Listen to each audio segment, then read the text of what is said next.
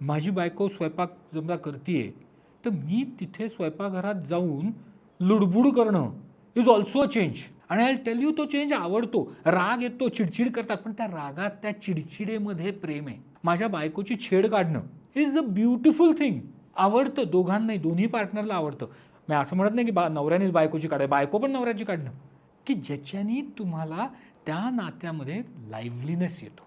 आणि ही गोष्ट आपण करत असतो बरं का. कालांतराने आपण ते विसरून जातो. मी माझ्या पार्टनरच्या गालाला चिमटा काढणं मी विसरून जातो. का? कारण मला वाटतं काय आता गालाला चिमटा काढायचा, कितीतरी मला गाला हात लावला रे मी, आता काय चिमटा काढायचा. पण नाही, तो गालाला काढलेला चिमटा हा आपल्या नात्याला जिवंत करतो. नवरा काहीतरी कॉम्प्युटरवरती करत बसलाय आणि त्याच्या खुर्चीवरच्या हातावर ती बायको येऊन बसली, तो नवरा चिडचिड करतो. त्याला आवडत असतं पण की माझी बायको माझ्याजवळ बसली. So this is what ignites sparks. So physical spark आपल्याला इग्नाइट करायला पाहिजे, भावनिक स्पार्क आपल्याला इग्नाइट करायला पाहिजे, की ज्याच्यामध्ये आपण परत इमोशनली एकमेकांना कसे अटॅच होतो हे ठरवायला पाहिजे. आपण प्रेमात का पडलो, आपण इतके वर्ष का एकत्र आहोत, ह्याचं परत एकदा शहानिशा करायला पाहिजे.